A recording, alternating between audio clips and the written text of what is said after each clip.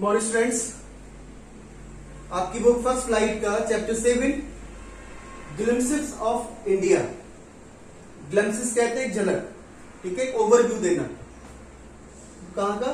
भारत के जो है यहाँ पर 3 पार्ट है, उन 3 पार्ट में अलग अलग प्लेसेस के बारे में जो है हमें डिस्क्रिप्शन दिया गया है। फर्स्ट पार्ट है अ बेकर फ्रॉम गोवा, ठीक है। पहला क्या है? इंडिया का एक स्टेट है गोवा, उसके बारे में बताया गया है। बेकर यानी कि जो बेकरी को बनाने वाला बेकर, ठीक है। तो पहला पार्ट हम रीड करेंगे, रिटन बाय लूसियो रॉड्रिग्स, ठीक है। तो इस चैप्टर में बताया गया कि जो भी बेकरी होती थी, तो उस समय पर जो ये लगभग 450 इयर्स एगो की बात है, जब पुर्तगीज लोग जो थे, जो गोवा जो था उस पे अपना राज करते थे, ठीक है। तो पुर्तगीज लोगों को ये ब्रेड जो था वो बहुत पसंद था, तो पुर्तगीज लोगों को पसंद था, तो इसीलिए उन्होंने जो है यहाँ पर ये बेकरी जो है वो यहाँ पे स्टैब्लिश करा दी थी इन लोगों के द्वारा जो यहाँ पर रहते थे, कहाँ के? गोवा के लोग, ठीक है।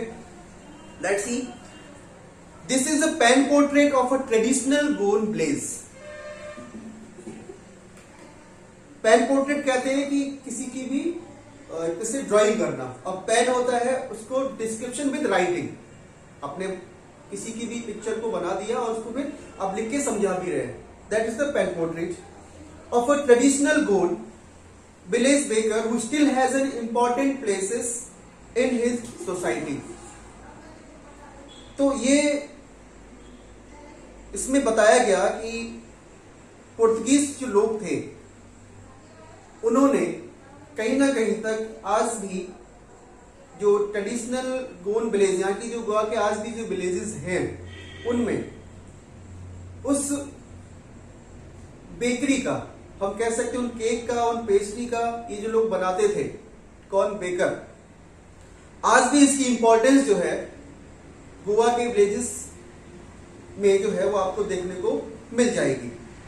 Our elders are often heard reminiscing nostalgically about those good old Portuguese days, the Portuguese and their famous loaves of bread. हमारे एल्डर्स से ये हमने सुना है कि reminiscing nostalgic का मतलब होता है thinking fondly of the past, पुरानी चीजों के मीन्स पुराने दिनों के बारे में, ठीक है, उनकी अच्छाई के बारे में याद करना, कि उन अच्छे पुराने जो पुर्तगीज के जो दिन थे उस समय को जो है हमने सुना है अपने एल्डर से, ठीक है। ऑथर बता रहे हैं इसके बारे में, पुर्तगीज और उनके फेमस लोव्स ऑफ ब्रेड, ठीक है। तो ब्रेड क्या जो लोव्स थे, यानी कि कह सकते हैं शेप, ब्रेड की अलग अलग तरह की शेप होती थी, तो ये काफी ज्यादा फेमस थी उस समय पर। ये ऐसा हमने अपने एल्डर से सुना है। Those eaters of loaves might have vanished, but the makers are still there. क्योंकि पुर्तगीज जो लोग थे वो चले गए यहाँ से, those eaters, क्योंकि उन्हीं को पसंद था। तो those eaters of loaves मतलब पुर्तगीज जो लोग थे वो तो यहाँ से चले गए, वैनिश हो गए, लेकिन मेकर्स, लेकिन जो ब्रेड बनाते थे वो आज भी यहाँ पे एग्जिस्ट करते हैं, वो आज भी रहते हैं। We still have amongst as the mixers, the molders and those who bake the loaves. और हमारे बीच में आज भी मिक्सर्स हैं। मिक्सर्स मीन्स जिसमें ब्रेड को मिक्स करके बनाया जाए, मोल्डर्स जिसमें ब्रेड को शेप दी जाती है, वो मशीन्स, ठीक है, and those who bake the loaves. और ये जो मशीन्स थी, मोल्डर और मिक्सर्स, जिनसे जो है बनाया जाता था ब्रेड को या लोव को, वो आज भी हमारे बीच में है। The fire in the furnaces has not yet been extinguished. Extinguished कहते हैं किसी चीज का बुझ जाना। तो जो फर्नेसेस होती थी, जो भट्टियां होती थी, उनकी आग जो है वो अभी भी बुझी नहीं है, ठीक है। The third and jingle of the traditional bakers bamboo heralding his arrival in the morning can still be heard in some places. तो अब यहां पे बताया कि थर्ड एंड जिंगल यानी कि बंबू के थड की जो आवाज होती थी, ठीक है, वो क्या था, एक ट्रेडिशनल था। बेकर्स के बंबू यानी कि जो बंबू की एक स्टिक जैसी होती थी, तो वो उनसे थड की आवाज, जिंगलिंग की साउंड होना ट्रेडिशनल था उन लोगों का। हेराल्डिंग हम कहते हैं कि बैम्बू की स्टिक के ऊपर जो बेकरी को बेचने निकलते हैं, तो आज भी इसको सुना जाता है। और ये कब सुना जाता था? अराइवल इन द मॉर्निंग, जब वो मॉर्निंग में उनके पहुंचने पर, जब ये लोग अपनी बेकरी को बेचने के लिए निकलते थे। Can still be heard in some places, कई प्लेसेस पे जो है वो सुनी जा सकती है। May be the father is not alive but the son still carries on the family profession, यानी कि जो फादर लोग थे वो तो जिंदा नहीं है, मीन्स वो नहीं रहे अब, लेकिन उनके जो सन है, उनके जो बेटे हैं, उन्होंने क्या किया, अपने उस फादर के प्रोफेशन को वो कैरी ऑन किया है, उसको खत्म नहीं होने दिया। मीन्स जनरेशन टू जनरेशन ये जो बेकरी प्रोफेशन था उसको कंटिन्यू रखा है। These bakers are even today known as poder in Goa, और इन बेकर्स को आज भी हम क्या कहते हैं, पैडर। पैडर क्या है? एक पुर्तगीज लैंग्वेज का वर्ड है ये, ठीक है, पैडर, गोवा के अंदर। During our childhood in Goa the baker used to be our friend, companion and guide. तो राइटर कह रहे हैं कि हमारे बचपन में गोवा के अंदर, तो हम बचपन में क्या देखते थे कि बेकर जो है वो दिन में लगभग एटलीस्ट ट्वाइस, कम से कम 2 बार आता था। वंस, एक बार कब? when he set out the morning on his selling round, and then again when he returned after emptying his huge basket. एक बार कब आता था? मॉर्निंग के टाइम पर, जब वो अपने ब्रेड को बेचने के लिए निकलता था, और दूसरी बार कब आता था? जब वो सेलिंग करने के बाद लौटता था अपनी खाली बास्केट को लेकर।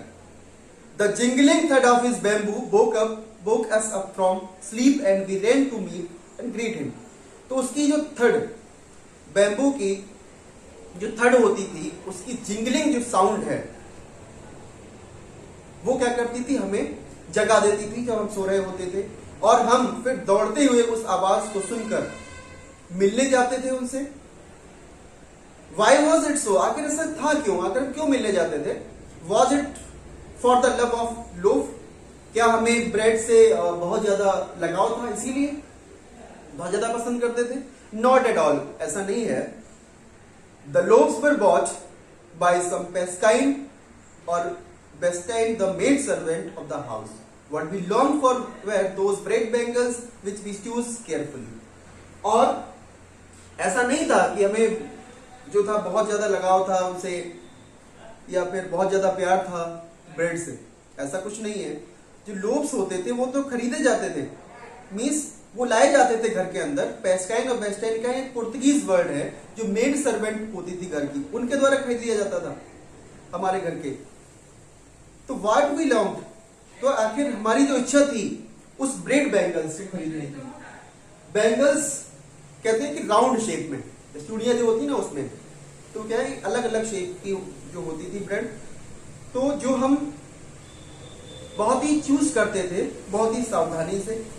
Sometimes it was sweet bread of special में, कभी कभी जो ये ब्रेड होती थी ना स्पेशल टाइप की होती थी, यानी कि स्वीट, जो हमें ज्यादा पसंद होती थी।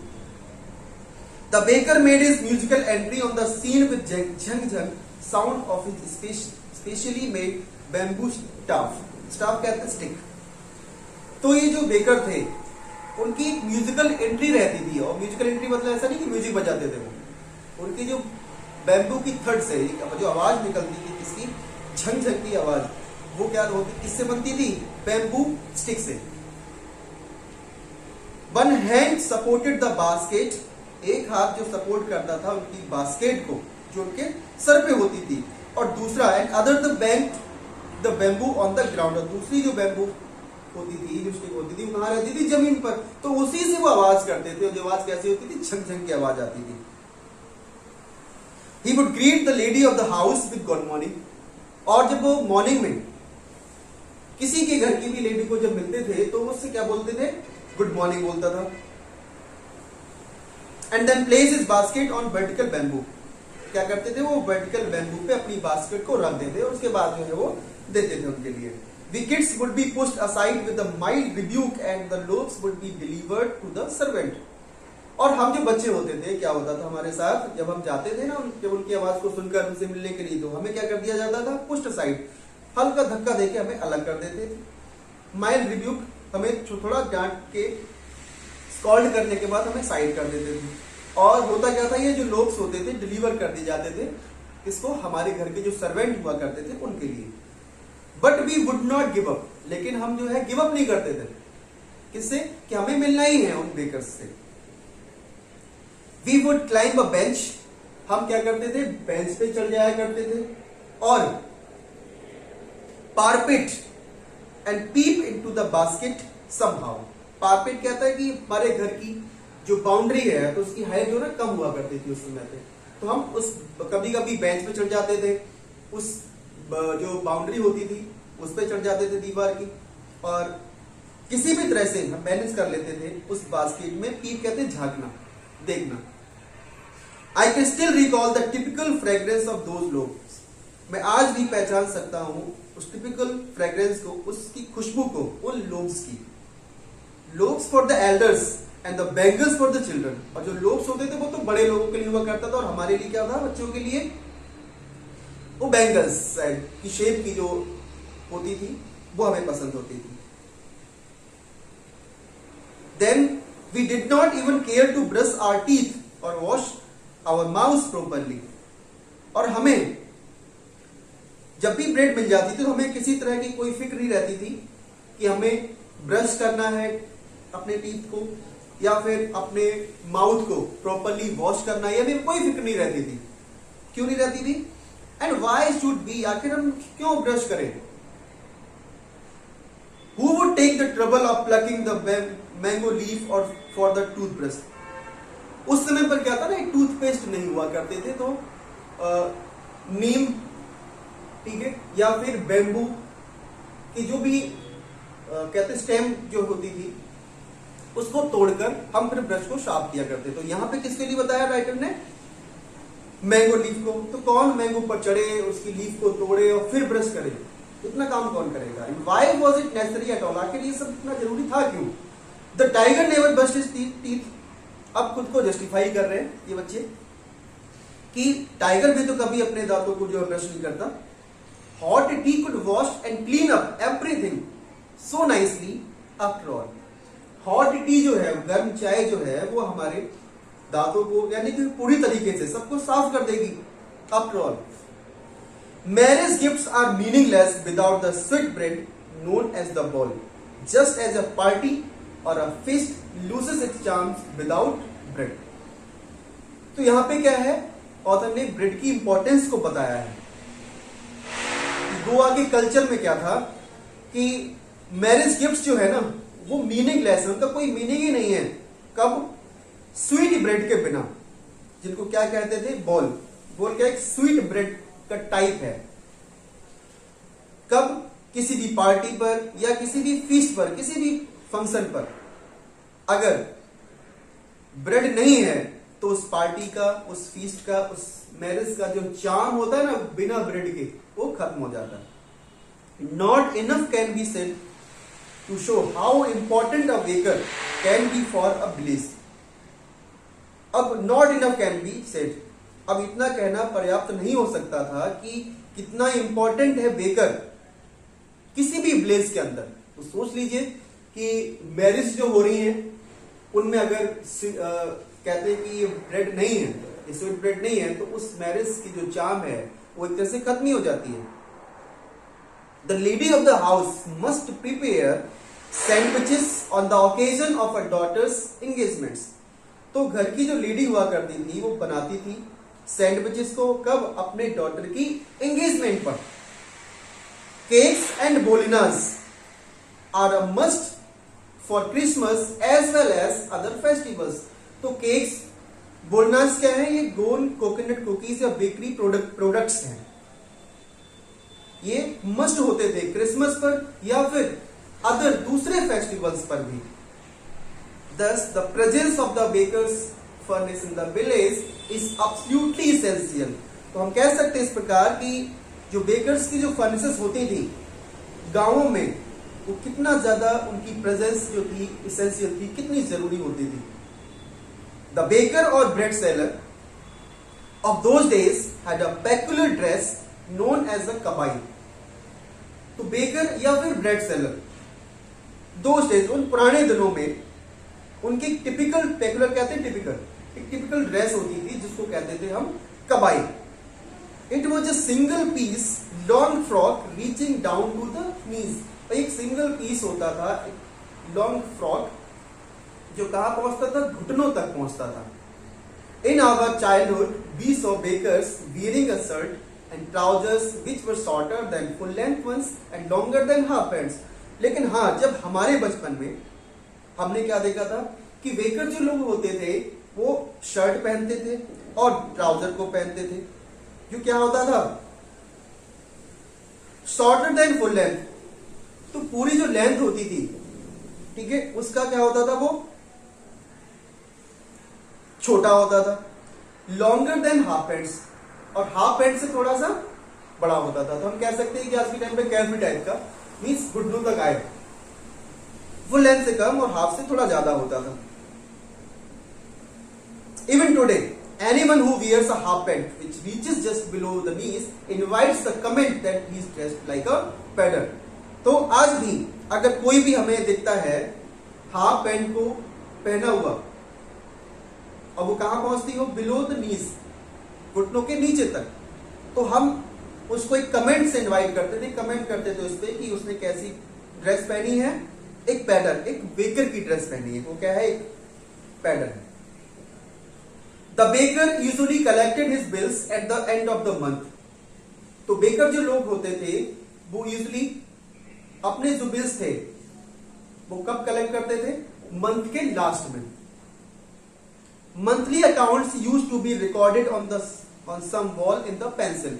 तो मंथली अकाउंट्स जो होता था उन लोगों का, बेकर्स लोगों का, वो पेंसिल से दीवार पे लिख के मैनेज करते थे. Baking was indeed a profitable profession in the old days. तो बेकिंग जो होता था वास्तव में उन पुराने दिनों में बहुत ही प्रॉफिटेबल बिजनेस रहता था, काफी प्रॉफिट देता था ये. The baker and his family never starved. Baker जो लोग होते थे और उनकी फैमिली कभी भी भूखी नहीं रहती थी. स्टार्व कहते to remain hungry. He, his family and his servants always looked happy and prosperous. Baker जो लोग होते थे उनकी फैमिली और उस ब्रेड को बनाने में जो हेल्प करते थे, उनके घर पे जो सर्वेंट्स रहते थे वो भी काफी खुश और प्रॉस्परस यानी काफी धनी हुआ करते थे. Their plump physique was an open testimony to this. Open testimony कहते हैं किसी प्रूफ होना किस चीज का. उनकी प्लम्प फिजिक, काफी मोटे हुआ करते थे वो लोग, तो इस बात का प्रूफ था कि वो काफी कैसे हैं, जैसे प्रॉस्परस है.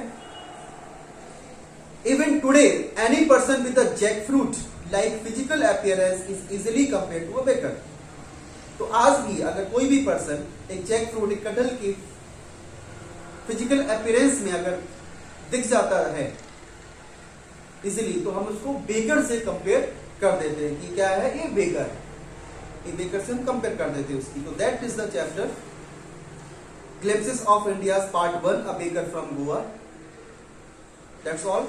Thank you and have a nice day.